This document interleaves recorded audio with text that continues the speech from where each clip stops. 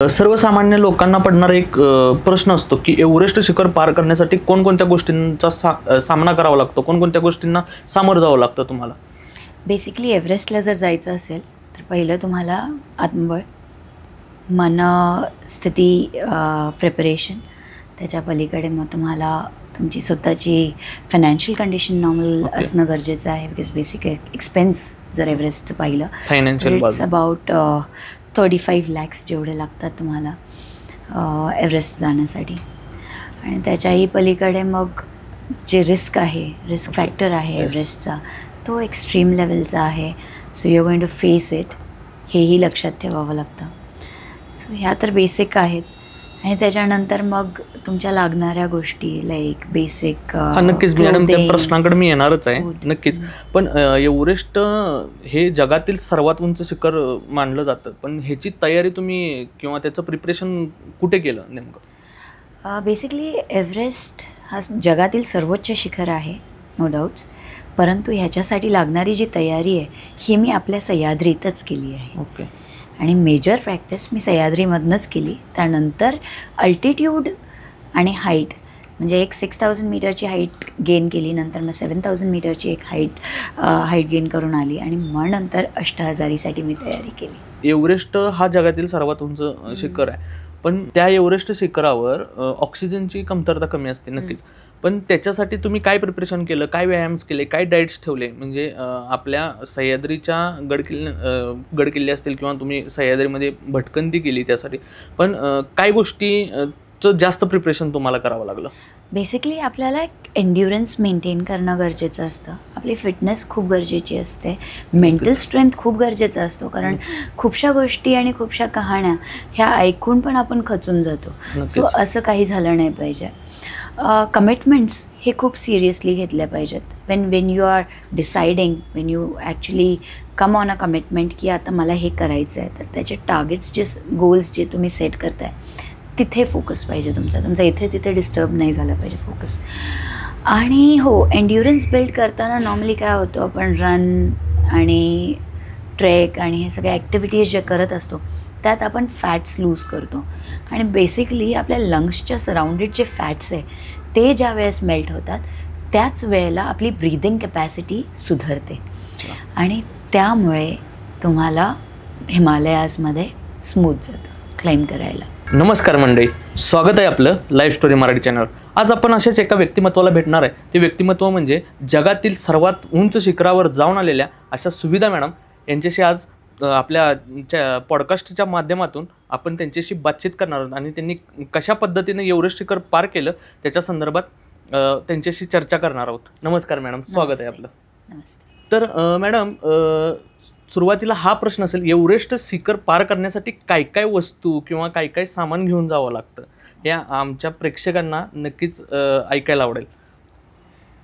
कुठेही आपण जर भटकंती करत असेल, सह्याद्री असो अथवा तुम्ही हिमालयात जात असो, बेसिक रिक्वायरमेंट म्हणजे पाणी, त्याच्यानंतर पूर्ण पेहेरवा आणि त्यानंतर येतो ते खाद्यपदार्थ. सर तुम्ही जर सह्याद्रीमध्ये सकाळी पहाटे जात असाल तर शक्यता लाडू वगैरे घेऊन जाता. तसंच आम्ही पण हिमालयामध्ये जाताना रवा भाजून नेतो, ड्रायफ्रूट्स भाजून त्याच्यात टाकलेले असतात आणि सोबत लाडू असतात.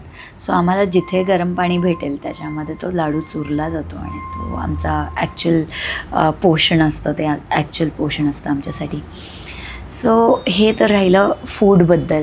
Equipments and clothing. इक्विपमेंट्स जी आम्हाला माउंटेनमध्ये लागते लाईक हिमालयाजमध्ये, तर बेसिक रिक्वायरमेंट असते ती म्हणजे डाऊन सूट. लाईक तुम्हाला जर वेदर आणि टेम्परेचर ह्या दोन्हींना सामोरं जायचं आहे म्हटल्यावर तुम्हाला एक फ्लीज लागते. नुसत्या फ्लीजने नाही होणार आहे, कारण तिथे -डिग्रीज आहे, 35 डिग्रीजपर्यंत तुम्हाला चढायचं आहे. सो तुम्हाला लागतो आहे down suit, down jacket, down pant. So त्या फक्त ह्या 3 गोष्टी जरी म्हटलं, down jacket, down suit, down pant, ह्या 3 गोष्टी जरी म्हटलं तरी तुमचा कॅज्युअल खर्च येतो 4 लाखाचा. हो. त्यानंतर तुम्हाला जर रात्री त्या टेंटमध्ये झोपायचं आहे, ज्या टेंटला खरं तर झिप कधीच लागलेली नसते, कारण इतकी जास्त स्पीडमध्ये तिथे ब्रीज येत असते की चेन नेहमीच तुटलेली असते. सो तुम्ही जेव्हा त्या टेम्परेचरमध्ये लाईक -20 हाडं घोटणारी थंडी त्याच्यामध्ये तुम्ही जेव्हा झोपताय त्यावेळेला लागणारी स्लीपिंग बॅग ती पण गूसच्या फेदरनी बनलेली असते आणि तीसुद्धा जवळजवळ 3-3.5 लाखापर्यंत पडते. नक्कीच मॅडम, तुम्ही सांगितल्याप्रमाणे. पण हा प्रवास किती दिवसाचा असतो, किती कालावधी लागतोय? म्हणजे जर आज एव्हरेस्ट शिखर जर तुम्ही चालू केलं चढायला तर तो प्रवास आम्हाला नक्कीच म्हणजे स्टेप वाईज आम्हाला ऐकण्यात हे येईल थोडासा. अत्युत्तम. सो नॉर्मली जेव्हा तुम्ही क्लाइंब करत असताना, जेव्हा तुम्ही सह्याद्रीमध्ये चढत असाल किंवा तुम्ही हिमालयामध्ये, तर तुमची प्रेपरेशन ही अशी असली पाहिजे की you must focus on getting everything particular. आता फिटनेस आला, मेंटल स्ट्रेंथ आली, फायनान्सेस अरेंज केले, तुम्ही एव्हरेस्टला पोहोचले, एव्हरेस्ट बेस कॅम्पला पोहोचले. इथून पुढेसुद्धा तुमची टोटल जर्नी आहे 42 डेजची. आणि त्या 42 डेजमध्ये तुमचे स्केड्यूल्स असे असणार की जिथे तुम्हाला एक अल्टिट्यूडवरती, एक हाईटवरती, लाईक 6000 मीटर्स, 7000 मीटर्स अशी हाईट गेन करायची आहे. रिटर्न पुन्हा एकदा बेस कॅम्पला यायचं आहे. जसं आता तुम्हाला जर कळसुबाईला जायचं आहे तर कळसुबाईच्या अगोदर तुम्हाला 2 वेळा मध्यांतरी तरी पोचून रिटर्न आलं पाहिजे. का? कारण तुमच्या शरीराला तिथल्या टेम्परेचर आणि अल्टिट्यूडची सवय करून घेण्याची गरज असते आणि त्यालाच अक्लिमटायझेशन असं म्हणतात. अच्छा, तर मॅडम सगळ्यात जास्त विचारला जाणारा प्रश्न आहे, आता तुम्ही सांगितलं 4000 हाईट किंवा 5000 ची हाईट, ते तुम्ही जसजसं वर जाल तसं ऑक्सिजन लेवल नक्कीच कमी होत जातो. मग त्यावेळेचे सिच्युएशन काय असतात? तुमच्याबरोबर जे येणारे सोबते असतात, जे तुमचे मित्र मैत्रीण फ्रेंड्स कोण असतील किंवा तुमचे ग्रुप असेल, काय त्यांचं काय वातावरण असते, काय मानसिकता असते? सगळ्यांची हीच मानसिकता असते की आम्हाला समिट करायचं आहे. रोज आम्ही जेव्हा हात जोडतो देवाला सकाळी तर हेच म्हणत असतो की जेवढे आहोत आम्ही तेवढेच परत आम्हाला जायचं आहे आणि सेफ आमचं हे क्लाइंब व्हावं. कारण काय होतं, नॉर्मली जर क्लाइंब चालू करायचं आहे तर तो कुंभू ग्लेशियरमधनं आम्ही क्लाइंब चालू करतो. सो कुंभू ग्लेशियर हा सर्वात डेंजरस ग्लेशियर आहे. कधीही कुठेही ते ढासळतं. आय मीन पूर्ण बर्फाची भिंतच पूर्ण ढासळली आहे. It's a slow moving river ना. सो त्यामुळे काय होतं, ते जे मोमेंट खाली होती आहे त्या मोमेंटमुळे वरती बर्फ डिस्टर्ब होतो आणि जेव्हा डिस्टर्ब होतो तो पूर्ण रूट डिस्टर्ब करून जातो. आणि ह्या कंडिशन्समध्ये नॉर्मली वेदर साथ जरी देत असेल तरी खालून जर अचानकच मूव्हमेंट झाला आहे तर चालता चालता तिथला ग्लेशियर पूर्णच ढासळतो आणि लिटरली तुमच्या शरीरावर पण पडू शकतो. म्हणजे तुम्हाला मग सर्च करण्यासाठी किंवा कोणत्याही व्यक्तीला जर सर्च करायचं असेल तर त्याला सर्च करण्यासाठी सुद्धा त्याच्यावरचा बर्फ हटेपर्यंत आपल्याला वाट पाहावी लागते. आणखी एक प्रश्न पडलाय की ज्या वेळेला एखादी व्यक्ती म्हणजे तुमच्या ग्रुपमधील त्याचं थोडंसं काही शारीरिक गोष्टी होत असतात, म्हणजे ऑक्सिजन कमी आल्यानंतर त्याला वेदना बऱ्याचशा होत असतात, मग त्यांच्यासाठी म्हणजे आता तुम्ही एक एक्झाम्पल 20 जणांचा जर ग्रुप असेल आणि त्यातील 1-2 तब्येत जर बिघडली तर त्यांना कशा पद्धतीनं खाली आणलं जातं? किंवा त्याच्यासाठी तुमच्या ग्रुपमध्ये असं डॉक्टर्स वगैरे अशा काही गोष्टी असतात, असे काही लोक असतात का? किंवा त्या पद्धतीचे मेडिसिन वगैरे असं काय असतं तुमच्यासोबत? तुमचा प्रश्न खूप छान आहे. ॲक्च्युली तुम्हाला सांगू का, जेव्हा कुठेही कोणी चाललं आहे आणि तिथे लाईफला रिस्क असेल तर ना मम्मी येते ना पापा, तर डॉक्टर कुठून येणार आहे? सो बेसिकली हे तर कॉमन आहे आणि एव्हरीवन नोज इट की आपण एक व्यक्ती आणखी जर नेणार असेल तर त्याचा एव्हरेस्टचा कॉस्ट पण आपल्यावरती येईल. म्हणून आपण तेही नाही करू शकत. आई बाबा गेले, पेड मेंबर पण कमी झाला. बरोबर. आता जे आहे ते तुम्हीच आहे. तुम्ही तुमचे डॉक्टर आहेत, तुम्ही तुमची सगळी काळजी घ्यायची आणि तुम्ही स्वतःला सावरायचं आहे.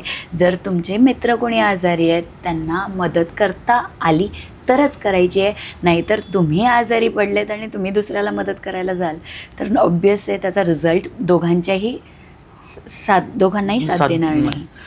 त्यावेळेस म्हणजे त्यांची जर तब्येत खालवली तर स्वतःच्या रिस्कवरच आपण स्वतः खाली यायचं, म्हणजे अशा पद्धतीचं काय स्ट्रॅटर्जी असते का ग्रुपमध्ये? आपण तेवढं सक्षम असलो पाहिजे, तेवढे स्ट्रॉंग असलो पाहिजे की in case you are seeing something तिथे हतबल होऊन किंवा निराश होऊन किंवा मेंटली आपलं मॉरल डाऊन करून हे सगळे ॲक्टिव्हिटीज होऊ नाही शकत. सो त्यावेळेला you have to be mentally very strong and face it. कारण जेव्हा जेव्हा तुम्ही असे काही गोष्टी पाहताय, तुमच्या सो कॉल्ड राशन किंवा तुमच्या सो कॉल्ड बॅगमधनं जेवढी मदत तुम्ही करू शकताय करा, नक्कीच करा. पण असं नाही की तुम्ही उघडे पडलेत आणि ज्या वेळेला तुम्हाला लागते त्यावेळेला तुमच्याकडे पर्याय नाही. So first help yourself and then help others. Like मला काही लोकांनी विचारलं होतं, एक असंच प्रश्न होता, असं कॅज्युअली मला कोणी म्हटलं होतं एका इंटरव्ह्यूमध्ये, आय रिमेंबर, कि यार फिर आपको इंसानियत नहीं होती क्या अगर कोई मरते हुए पड़ा हुआ है और आप चले जाते हो. तर अल्टिट्यूड लाईक 6,000 7,000 मीटर्सपर्यंत तरीसुद्धा आपण कुणाला मदत करू शकतो. 8,000ला जेव्हा तुम्ही चढत असता तुम्ही स्वतः एक्झॉस्ट होत असता आणि स्वतः जेव्हा टायर्ड होता त्यावेळेला तुमच्याकडे खूप कमी ऑप्शन असतो की तुम्ही स्वतःला सावरून कुणाला मदत कराल किंवा कुणाच्या हेल्पमध्ये याल. कारण तुम्ही स्वतः पायाने, शरीराने आणि मेंटली सगळीकडे ऑलमोस्ट दमलेले असता. तुम्ही जर कुणाला मदत करायची जरी असली तर त्याचाही एक मोठा क्रायटेरिया हा असतो की जर समजा मी पडली आहे आणि मला तुम्ही मदत करणार आहे समजा, सो माझी कंडिशन टफ आहे, मी ब्रीद नाही करू शकत आहे, मला त्रास होतो आहे, मे बी मला खूप त्रास होतो आहे किंवा मला सरळ उभंच राहता येत नाही.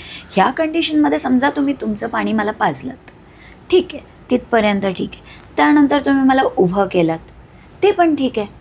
त्यापुढे माझ्या वाटचं तुम्ही चालू नाही शकणार, नक्कीच हेही लक्षात घेणं गरजेचं आहे.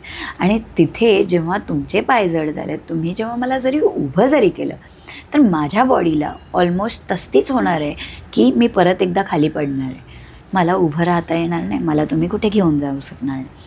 आणि जर तुमच्या पाण्याने जर मला सपोर्ट केला आणि जर मी उभी राहिले and if I was lucky enough, strong enough to come back with you चालून, तर यू कुड हेल्प मी. तेच जर मी उभी राहून चालू नाही शकली तर you can not do anything. त्यावेळेला तुम्ही फक्त दर्शन घेऊन पुढे जाता. तुमचा जो ग्रुप असतो तो म्हणजे पर डे तुमचं काय असं टार्गेट असतं का की तितकंच तुम्ही जे टार्गेट पूर्ण केलं पाहिजे किंवा पास झालंच पाहिजे? ट्रू. जेव्हा आम्ही जातो तेव्हा आम्ही ग्रुपमध्ये नसतो. अच्छा. आम्ही तिथे ज्या कंट्रीमधनं जे आलं आहे क्लाइंबला ते एकत्र चालायला लागतो. आम्हाला एक एजन्सीच्या थ्रू आम्ही जात असतो, त्या एजन्सीने ग्रुप केलेला असतो. सो नॉर्मली त्यांच्यासाठी आपण जरीही किती पण इम्पॉर्टंट असो अथवा नसो, आपल्याला एक दुसऱ्याला फक्त साथ द्यायचा असतो. आपल्याला टार्गेट्स दिले जाते, एक हाईट, आता कॅम्प 1पर्यंत जायचं आहे, नंतर कॅम्प 2पर्यंत जायचं आहे आणि मग रिटर्न फिरायचं आहे. That is rotation. सो ह्या रोटेशनमध्ये तुम्ही एकही स्केड्यूल डिस्टर्ब न करता टायमात पोचणं पण गरजेचं आहे. नक्कीच. कारण काय होतं, अल्टिट्यूडला किंवा बर्फावरती जेव्हा तुम्ही चालत असता तुम्ही एक्झॉस्ट होत असता. तुमच्याकडे फक्त 1 लिटर पाणी कॅरी करण्याची कॅपॅसिटी असते तुमच्या बॉडीची, त्याच्या पलीकडे तुम्ही पाणी नाही घेऊन जाऊ शकत. जर तुमचं पाणी संपलं आहे, तुम्ही मेजर ऑक्सिजन जेव्हा तिथे लो आहे त्यावेळेस मेजर ऑक्सिजन तुम्ही पाण्याच्या थ्रू घेत असता तुमच्या शरीरात. जर इन केस तेच नाही आहे तुमच्याकडे तर तुम्ही पुढे कसे चालाल? आणि तेच जर पाणी तुम्हाला तिथपर्यंत पुरवायचं आहे जिथे तुम्ही तुमचं लास्ट कॅम्पसाईट आहे, सो तुमच्या कॅम्पसाईटपर्यंत पोचेपर्यंत तुम्हाला मग तेवढी स्पीड वाढवावी लागते. ओके. की जेणेकरून ते पाणी तुम्हाला तिथपर्यंत टिकावं. नाहीतर पाणी संपलं तर तुम्हाला इथूनही पाठी ओढण्याची वेळ येऊ शकते. बरोबर. ज्या वेळेला आता तुम्ही आत्ताच उल्लेख केला मॅडम, ज्या एजन्सी असतात तुम्हाला तिथपर्यंत पोहोचवण्याचं काम करतात आणि तिथून वर जायचं काम ते तुमचं असतं. मग ज्या वेळेला तुम्ही जे अंतर पार करत असता, म्हणजे तुमचं जे लोकेशन असतं किंवा तुम्ही कुठेपर्यंत पोहोचला ते एजन्सीला कोणत्या माध्यमातून समजलं जातं?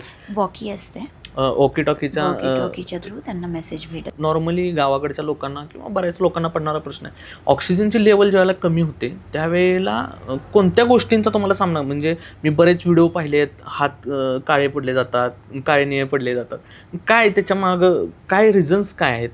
अनेक कारणं आहेत. जर तुमच्या शरीरामध्ये ऑक्सिजन कमी झालं आहे, तुमच्या मूवमेंट्स जर बॉडीच्या झालेल्या नाही आहेत, जराही गरम नसेल तर ते थंड पडेल.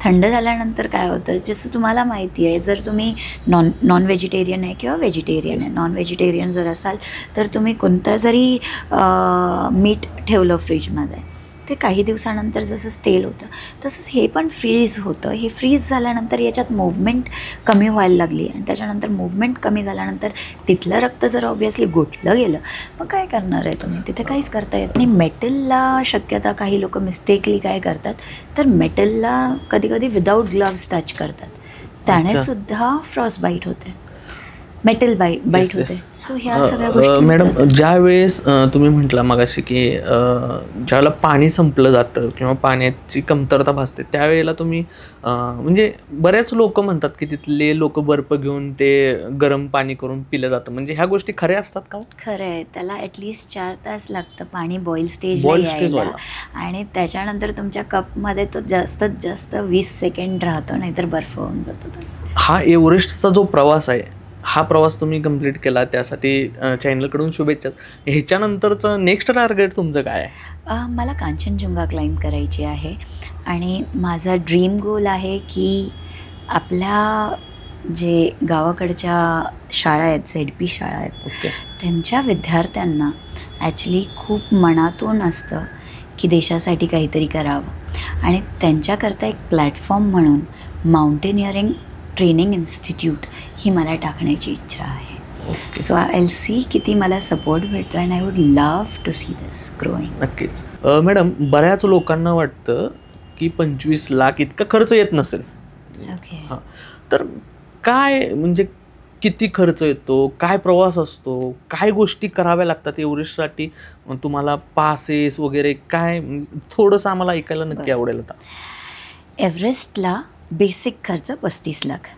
त्या 35 लाखामध्ये त्याचा ब्रेकअप जर पाहायचा असेल तर तुम्हाला जसं मी सांगितलं down suit, down jacket, down pant आणि स्लीपिंग बॅग, ह्या 4च गोष्टी जर मोजल्या तर जवळजवळ तुम्हाला 10 लाखाचा खर्च येऊन जातो. ओके. तो आला तुमचं फक्त शरीर राखण्याकरता लागणारा खर्च. एजन्सीला तुम्ही कॅज्युअली जे पेमेंट करता परमिट फीसाठी तो 12.5 लाख रुपये नेपाळ गव्हर्मेंट घेते. त्यानंतर तुम्हाला जे फूड लागतं आहे ते फूड त्या अल्टिट्यूडला जेव्हा पोचतं आहे, पहिलं ती लोक याक आणि ह्या सोर्सेसनी पाठवायचे, पण आता त्यांना कायदे बदललेत आणि आमचं जेवण जर इन केस आम्ही बेस कॅम्पला आहे तर काठमांडूमधून बेस कॅम्पपर्यंत ती लोक हेलीनी पाठवतात, जे की तिथे आणि तो कदाचित चांगला मूव्ह पण होता त्यांचा नेपाळ गव्हर्मेंटचा, कारण ते म्हणत होते की जनावरांना खूप त्रास होतो आहे. बरोबर. आणि आपल्या मनमानीसाठी त्यांना त्रास नको असे त्यांचे म्हणणं होतं आणि म्हणून त्यांना ते बाय हेली पाठवतात. बरं, तिथे जे टेंट्स अवेलेबल करून देतात, तुम्ही जर पाहिलं ना तर त्या अल्टिट्यूडला जसं मी मध्येच सांगितलं की तुमची टेंटची झिप टिकत नाही, ते ठीक आहे. तिथे तुम्ही आतमध्ये ती टेंटची वापर झाली समजा, पण कधी कधी तुम्ही जर टेंट फिक्स केले, तुम्ही पूर्ण कॅम्पसाईट पूर्ण प्रिपरेशन केली आहे, त्यानंतर तुम्ही क्लायंटची वाट पाहताय, तो क्लायंट वर येईपर्यंत वेदर खराब झाला आणि जर समजा इथे सगळे टेंट डिमिनिश झाले तर पुन्हा एकदा नवीन टेंट लागतो. एक टेंटचं जवळजवळ खर्च अल्टिट्यूड टेंटचा 2 ते 2.5 लाख रुपयाच्या वरती आहे. आणि असे जर 3 पॉईंट्सवरती टेंट सेट केलेले असले तर ऑब्व्हियसली ती एजन्सीला तो खर्च आपल्याकडनंच काढायचा असतो, म्हणून तोही खर्च येतो. नंतर एजन्सी एक सपोर्ट म्हणून एक शेर्पा आपल्याला देते. ओके. तो शेर्पा पर्टिक्युलरली रूट सेट करतो आणि जर आपण जेव्हा पोचतो तेव्हा तो आपल्याला पाणी तापवून देतो.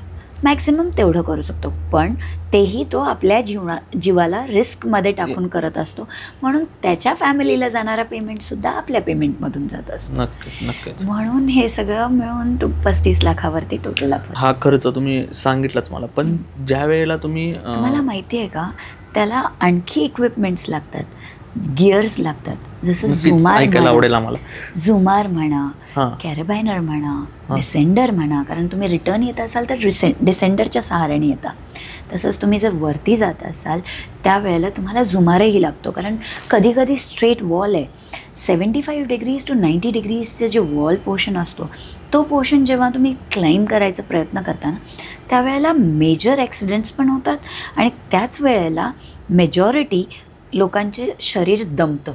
लाईक आता समजा मी पाय मारून मारून बर्फावरती 3 पायऱ्या बनवल्या.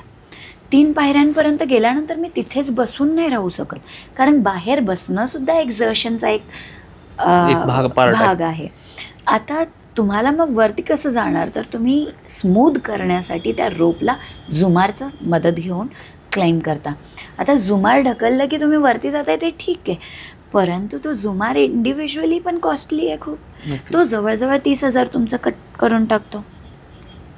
त्याच्या पुढे डिसेंडर आणि कॅराबायनर तर मी तुम्हाला सांगितलं, स्लिंग सांगितली, हेल्मेट लागतो. हेल्मेट तुमचा जवळजवळ 18,000चा येतं. क्लाइम्बिंग शूज जे तुम्हाला लागतात ते 2.5 लाखापर्यंत येतात. त्याच्या खाली क्रॅम्पॉन्स आहेत ते जवळजवळ 30,000चे, ते मेटलचे नाही का काटे दिसतात ते. सो त्याला क्रॅम्पॉन्स म्हणतात, ते वेगळे एक्सपेन्स आला. आणखी त्याच्यामध्ये तुम्ही जर पाहिलं तर हार्नेस येतो, तोही एक्सपेन्सिव्ह घ्यावा लागतो, कारण त्याच्यावरती तर तुम्ही बसणार आहे जेव्हा तुम्ही झुमार करताय. सो जस्ट इन केस तो तुटला तर तुम्ही कदाचित खूप मोठ्या खाईमध्ये पडू शकता. सो त्यात रिस्क घेऊ शकत नाही तुम्ही. ते सुपर एक्सपेन्सिव्ह, सगळे इक्विपमेंट्स खूप एक्सपेन्सिव्ह आहे. And you won't believe, I was lucky enough, आत्तापर्यंत मी एकही इक्विपमेंट न घेता बॉरो करून फक्त तिरंगा भगवा आणि 9वारी एव्हरेस्टवर न्यायची होती म्हणून हे स्वप्न पाहिलं होतं. ठीक आहे, तुम्ही एव्हरेस्ट पार केलं, ह्याचं बेनिफिट काय तुम्हाला मिळालं? मी लहानपणापासून एक आर्मी विमेन बनण्याचं स्वप्न पाहत होते. आयुष्यात ते राहिलेलं स्वप्न मला आता लग्न झाल्यानंतर 2 मुलांनंतर जर काही करता आलं असतं तर ते हेच होतं की मला तिरंगा भगवा जगाच्या सर्वोच्च शिखरावर 9वारी घालून फडकवायचा होता. जगाच्या सर्वोच्च शिखरावर तुम्ही जाऊन आलात, त्यावेळेचा तिथला स्पेस काय होता, तिथल्या फिलिंग्स काय होत्या? जगाच्या सर्वोच्च शिखरावर जेव्हा मी पोहोचले होते तर जसं मला नेहमीच दर गडावर दर डोंगरावर जेव्हा फॉग भेटतो तर मला बाबा भेटल्यासारखं वाटतं. माझे बाबा 2004मध्ये वारले. सो मला लिटरली असं वाटलं की बाबांनी सगळं रचून सगळं सेफ माझं जर्नी कंप्लीट केली आहे आणि मी तिथे जवळजवळ त्यांना हग केल्यासारखं वाटलं मला. ती memory, I mean it was like sorry, पण खूप भारी होती. आणि त्या हाईटवरती फक्त मला जर काही जास्त टच केलं असेल तर मी माझी केपेबिलिटीज प्रूव्ह केली बाबा हे म्हणण्याचं मला एक संधी भेटली आहे असं मला वाटलं. I thank universe. मी खाली बसली आहे आणि खरंच मी युनिवर्सला देव मानते आणि म्हणून थँक्यू बोलले की मला ॲज अ डॉटर, मुलगी म्हणून जन्माला आली म्हणून अनेक परवानग्यांमधून मला म्हणजे अनेक रेस्ट्रिक्शन्स आल्या होत्या.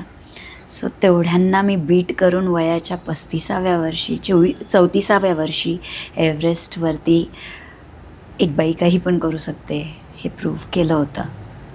उतरताना मी हिलरी स्टेपच्या इथे पाय घसरून पडले.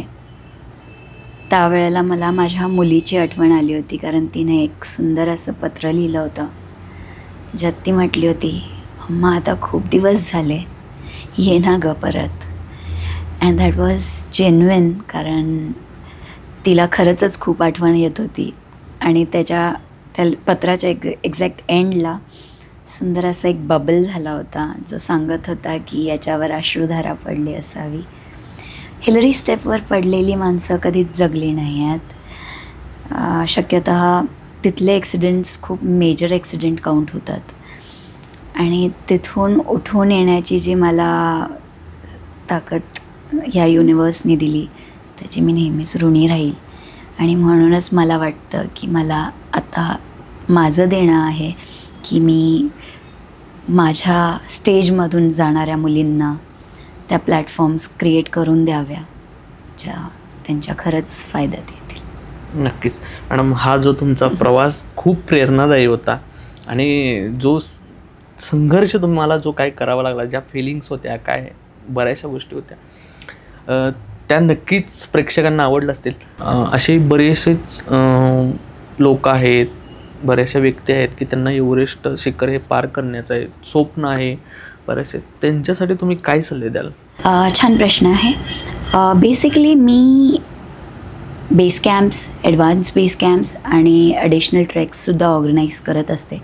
माझी पीक पॅराडाईज म्हणून एक छोटीशी वेबसाईट आहे ज्यावर मी आपले स्केड्यूल्स टाकत असते आणि मी इंस्टाग्रामवर पण आहे. सो अनेक लोक त्याच्यावर मला कनेक्ट होऊन प्रश्न विचारत असतात. हे खूप सुंदर प्रश्न होता. नॉर्मली जेव्हा आपल्याला काही पर्टिक्युलर तयारी करायची आहे, लाईक हाय अल्टिट्यूड क्लाइम्सच्यासाठी किंवा नावाजलेले ट्रेक्ससाठी, जे बर्फीय डोंगर म्हणा किंवा ह्यांच्यासाठी, सो त्याकरता ॲक्च्युली पहिलं तर एन्ड्युरन्स बिल्ड करणं खूप गरजेचं आहे आणि ॲटलिस्ट 6 मंथ्स तुमची प्रॉपर प्रॅक्टिस ही तुम्हाला मॉनिटर करूनच केली पाहिजे, जेणेकरून तुमच्यासाठी ती खूप बेनिफिट करेल. कारण समोरच्याला एक्सपिरियन्स आलेले असतात म्हणून ते एक्सपिरियन्स्ड असतात आणि त्यांचे एक्सपिरियन्स भेटल्यानेच तुम्ही ग्रो होत असता. So I would love to help everyone and anyone who has this questions. आणि टाईमली बेसिस मला हे म्हणायचं आहे, जर एव्हरेस्ट समिटची तयारी असेल तर प्रॉपर करावी. सो तुम्ही छान अशी एन्ड्युरन्स बिल्ड करा.